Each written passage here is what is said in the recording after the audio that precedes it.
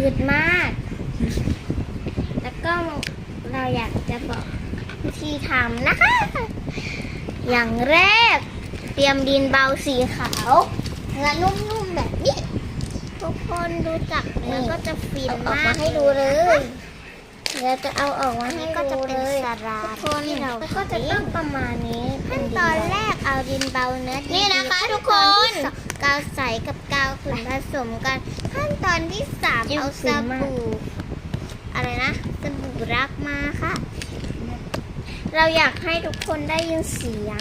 ASMR นะคะทุกคนจะได้ยินเสียงฟินเลยนะ